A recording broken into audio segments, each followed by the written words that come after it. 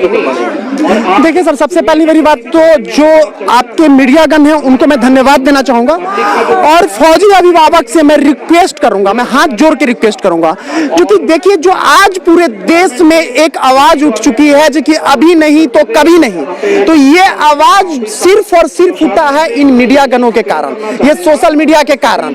तो आपसे रिक्वेस्ट करूंगा जी कि इस चैनल को ज्यादा से ज्यादा शेयर करें, ज्यादा से ज्यादा सब्सक्राइब करें और ज्यादा से ज्यादा लाइक करें, ताकि हमारी आवाज आज पूरी देश तक पहुंच सके, क्योंकि यही चैनल हमें आगे बढ़ा रहा है। अब कल के जो बात कर रहे हैं, तो देखिए कल जो पूरे देश के डिस्ट्रिक्ट हेडक्वार्टर में हमारा रिकॉल है कि संविधान के दायरे में, संविधान के तहत हम रैली मार्च करके और संज्ञान सौंपेंगे डिस्ट्रिक्ट कलेक्टर के नाम, राष्ट्रपति के लिए महामहिम के नाम डिस्ट्रिक्ट कलेक्टर के माध्यम से।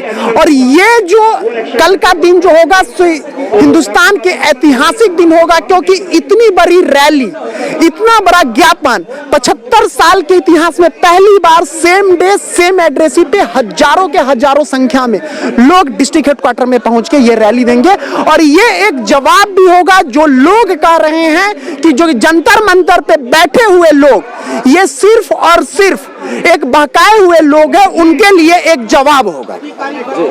खबर आ रही है केरला में एक बड़ी कामयाबी मिली है सैनिकों को, रक्षा मंत्री की रैली कैंसिल करनी पड़ी।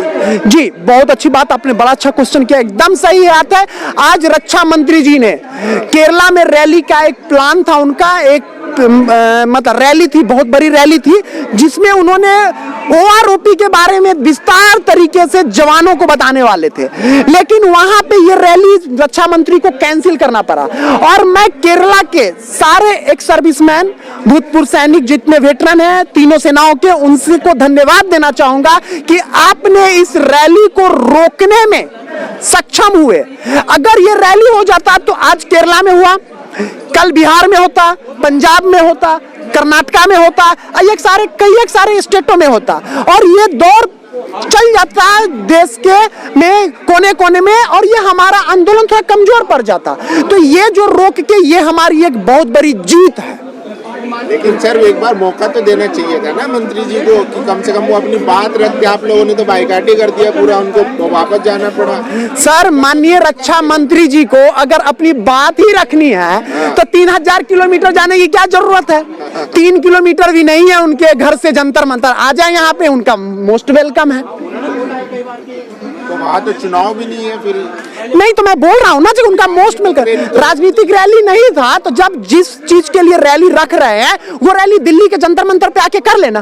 कौन माना किया हुआ है माननीय रक्षा मंत्री जी को? ठीक है, वो आके अगर OROP के बारे में समझाना ही है लोगों को, तो दिल्ली के जंतर मंतर पे आ जाए, समझा दे, हमें बता दे कि किस तरीके से हमारे वीर नारी के अकाउंट में 32 रुपया बढ़ गया, किस तरीके से हमारे JCO साहब के अकाउंट इतने फुल हो गए कि अब उसमें रिस्ट्रिक्शन लग गया कि अब आपके अकाउंट में पैसा आएगा ही नहीं।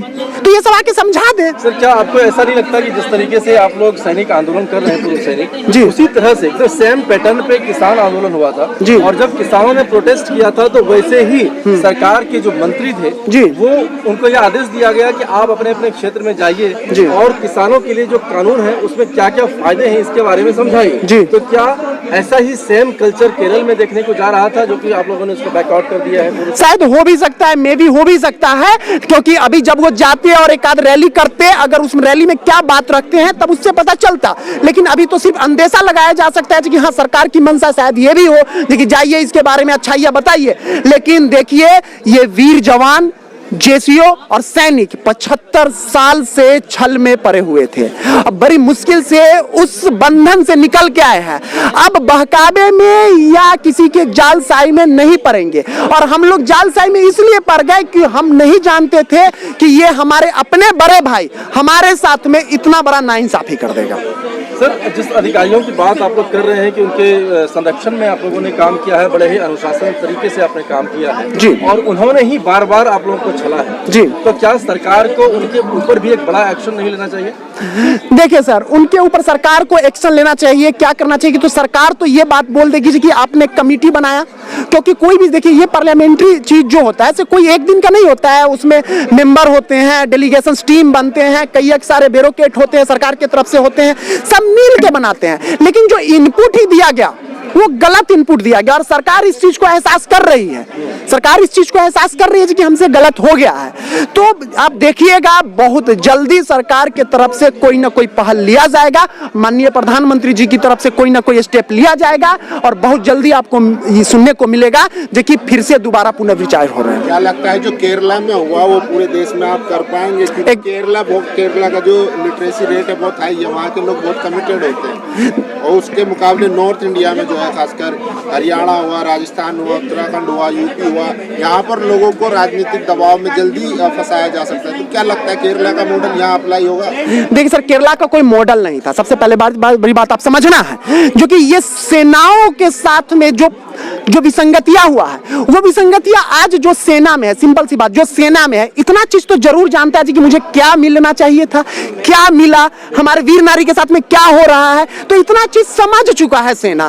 तो ये चीज कोई ये मतलब कि कोई वो रैली राजनीतिक रैली नहीं था जो कि राजनीतिक की तरह में एक धारा प्रवाह एकदम मोड़ लिया जाए, इस तरीके से नहीं था। आज जो सेना में लोग हैं और जो सेना से बाहर लोग हैं इस चीज को समझते हैं और उनके साथ में जो लोग जुड़े हुए अभिभावक है वो समझते हैं। और रह गई बात सर पढ़े लिखे के लिए, तो पढ़ाई लिखाई ये इस मुद्दा पे कोई ज्यादा फर्क नहीं पड़ता, लिटरेसी डर कोई फर्क नहीं पड़ता। ऐसा नहीं है जो कि किसी को आज के डेट में बहका लिया जाए, फुसला लिया जाए, ऐसा नहीं है। ये सिर्फ और सिर्फ एक कहने और सुनने की बातें हैं। तो सर कल हम लोग क्या देख पाएंगे कि जिस तरीके से आप लोग पूर्व सैनिक हैं वैसे ही हमारे वीर नारी और भी जितने लोग अलग अलग राज्यों के लोग हैं वो भी आपके साथ में आकर के जाएंगे डेलीगेशन देने के लिए? सर कल हिंदुस्तान में एक इतिहास रचा जाएगा, ठीक है, जो इतिहास पहली बार जेसीओ जवान और वीर नारी मिल के 75 साल के हिस्ट्री में पहली बार एक इतिहास रचा जाएगा और एक गिनीज वर्ल्ड रिकॉर्ड बनने जा रहा है जो कि सेम एड्रेसी में 766 डिस्ट्रिक्ट से माननीय महामहिम के नाम में संज्ञान पत्र सौंपा जा रहा है। ये एक संज्ञान हो और सिर्फ डिस्ट्रिक्ट हेडक्वार्टर की बात नहीं कर लेता हूं, मतलब छोटे छोटे विलेज लेवल पे, बहुत सारे सब डिवीजन लेवल पे, ब्लॉक लेवल पे भी सौंपा जा रहा है जिसका डिस्ट्रिक्ट हेडक्वार्टर दूर है। बहुत सारे जेसीओ जवान ऐसे हैं जो कि 90 से क्रॉस कर चुके हैं, 80 क्रॉस कर चुके हैं, वो स्पीड पोस्ट भेज रहे हैं क्योंकि वो समर्थ नहीं है डिस्ट्रिक्ट हेडक्वार्टर पहुंचने में। तो ये एक कल इतिहास रचा जाएगा और वो भी संविधान के अंतर्गत, ठीक है, संविधान के अंतर्गत डिसिप्लिन के साथ में। हम लोग फौजी आदमी हैं, कभी डिसिप्लिन ब्रेक नहीं करेंगे, डिसिप्लिन का बुनियाद हम लोगों को माना जाता है। तो ये एक देखने को एक मिसाल मिलेगा आपको कल। तो सर जिस तरीके से आप लोग दिल्ली से इसकी शुरुआत कर रहे हैं और दिल्ली से लेकर पूरे गांव पूरे राज्यों तक इसका जो है प्रचार प्रसार जा रहा है जी, ऐसे में क्या आपको नहीं लगता है कि जो स्ट्रीम मीडिया है, मीडिया का भी एक अहम रोल होना चाहिए और उनकी वजह से यदि लोगों में संचार होता तो कहीं ना कहीं और ज्यादा इसको बल मिलता? देखिए सर, मीडिया के बारे में मैं बहुत बारे में बोल चुका हूँ। देखिए सर, मीडिया आज के डेट में मीडिया जो है, तो मीडिया का जो रैंकिंग डाउन हो रहा है वो किस लिए डाउन हो रहा है वर्ल्ड में? मीडिया के पास में कोई काम नहीं। मीडिया के पास में एक समुदाय का मुद्दा उठाएगा, दूसरे समुदाय के मुद्दे के बारे में बोलेगा, कभी इसको बैठा लेगा इधर, कभी उसको बैठा लेगा उधर, बस एक ही दूसरे के ऊपर। मीडिया क्यों नहीं महंगाई पे बात करे, ठीक है, मीडिया महंगाई के बात करे, एजुकेशन के बात करे, देश के डेवलपमेंट पे बात करे, ये सब मुद्दा मीडिया के पास में नहीं। किसान आज रोड पे उस पे बात करे, जवान आज रोड पे उस पे बात करे, तो ये सब मीडिया के पास में मुद्दा नहीं है। मीडिया के पास में मुद्दा ये है जो कि कोई क्रिमिनल अगर अरेस्ट हुआ तो उसके पीछे 24 घंटा उसके पीछे चलेगा, ठीक है, ये उनका टीआरपी कैसे बढ़ेगा, ये उनके पास में मुद्दा है, ठीक है। उनका कहने का मतलब कौन पप्पू बन गया देश में, कौन विजेता बन गया देश में, ये मुद्दा है उनके पास में, ठीक है। राहुल गांधी का घर कब खाली हो गया, ये मुद्दा है। मतलब कि घुमा फिरा के बस बीजेपी, कांग्रेस, आम आदमी पार्टी, आरजेडी, जेडीयू, बस यही है। कोई सेलिब्रिटी को छींक आ जाए ना, इससे ज्यादा क्या बोल सकता हूँ नेशनल मीडिया। कोई सेलिब्रिटी के बच्चे को छींक आ जाए ना तो वो मीडिया, अरे बाप रे बाप, उसने आज बाथरूम के टब में इतना देर नहा लिया उसका बच्चा कटरीना कैफ का, इसके लिए उसको छींक आ गया। तो ये दिखाने के लिए टाइम है, लेकिन मीडिया को देश का जवान नहीं दिखता, मीडिया को देश का किसान नहीं दिखता, ठीक है। मीडिया की आज के पास में स्ट्रीम मीडिया कुछ नहीं है, कुछ नहीं है। और मैं तो बोल रहा हूँ जिस तरीके से मीडिया आज अपनी रोल अपना रहा है ना, आने वाला समय में वर्ल्ड में 500 रैंकिंग होगा। सर एक बहुत बड़ी बात आप कर रहे हैं, लेकिन यदि हम कल की बात करें तो क्या उम्मीद किया जाए कि दिल्ली में कितनी संख्या आपको लगता है कि कितने बड़े संख्या में लोग एकत्रित होंगे और जाएंगे डेलीगेशन? सर दिल्ली में एकत्रित नहीं होंगे, इस बात को समझिए आप। हम दिल्ली में तो प्रोटेस्ट, सांकेतिक प्रोटेस्ट कर रहे हैं। दिल्ली में नहीं, देश के डिस्ट्रिक्ट हेडक्वार्टर में पहुंचेंगे। 766 district, as my knowledge I think देश में 766 डिस्ट्रिक्ट है, सारे डिस्ट्रिक्ट हेडक्वार्टर में लोग एकत्रित होंगे। बहुत जगह पे ऐसा भी है जो कि 144 धारा लग चुका है, तो माननीय कलेक्टर साहब ने बोला है जी कि आप एक जगह इकट्ठा होइए, हम खुद आपके पास आके संज्ञान ले लेंगे। जैसे कि सहारनपुर में वहां पे 144 जैसे कि बिहार के नवादा में वहां के भी माननीय कलेक्टर साहब ने बोला है कि मैं खुद आके आपसे संज्ञान ले लेंगे। तो हर एक डिस्ट्रिक्ट हेडक्वार्टर में दिखने को मिलेगा ये सब चीज। वही एक बड़ा सवाल आ जाता है कि जब चंद कदमों की दूरी पर यहाँ पे रक्षा मंत्रालय भी है, सांसद भवन भी है, सब कुछ है, और फिर भी वहाँ तक आप लोगों की आवाज नहीं पहुँच रही, तो ये क्या चिट्ठी के जरिए से सरकार के कान खुल जाए? देखिए सर, मैं एक चीज आपको बताना चाहता हूँ। देखिए माननीय प्रधानमंत्री के साथ में 2014 में भी सेना था, 2019 में भी सेना था, और आज भी माननीय प्रधानमंत्री जी के साथ में सेना है, ठीक है।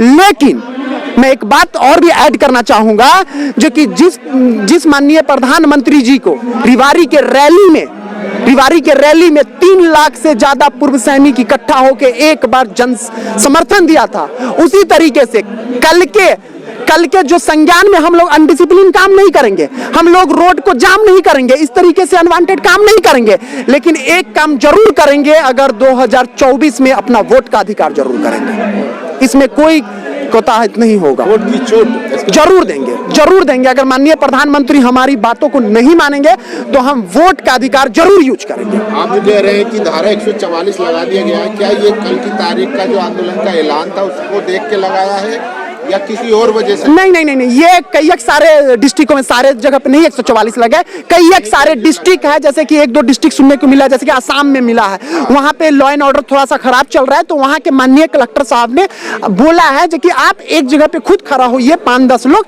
हम खुद आके आपसे संज्ञान लेने जाएंगे। तो उसके लिए मैं माननीय कलेक्टर साहब को, उस डिस्ट्रिक्ट के कलेक्टर साहब को धन्यवाद देना चाहूंगा, जो कि हमें, हमारे जवानों को, हमारे वीर नारी को सपोर्ट कर रहे हैं। बहुत सारे ऐसे भी एक्स सर्विसमैन हैं जिनके पास की ये डिजिटल सुविधा नहीं हो पा रही है, वो लोग उनके तक मैसेज भी बहुत ज्यादा नहीं पहुंच पा रहा है जी। लेकिन उनका जिज्ञासा है कि दिल्ली में क्या कुछ हो रहा है, उनको हम जानकारी करें जी। तो ऐसे में उनको क्या कुछ संदेश देना चाहेंगे कल के लिए? देखिए, मैं जिन लोगों को ऐसा लग रहा है जो कि मेरे पास में कोई इनपुट नहीं मिल पा रहा है, ऐसे साहब लोगों से, ऐसे जवानों से, ऐसे वीर नारी से मैं एक ही संदेश देना चाहूंगा, जो कि देखिए दिल्ली में क्या हो रहा है उस चीज को भूल जाइए आप लोग, ठीक है। आप ये देखिए कि आपके साथ में क्या हुआ है। क्या आपके साथ में आपको लगता है कि मेरे साथ में भेदभाव हुआ है, तो कल डिस्ट्रिक्ट हेडक्वार्टर जरूर पहुंचिए।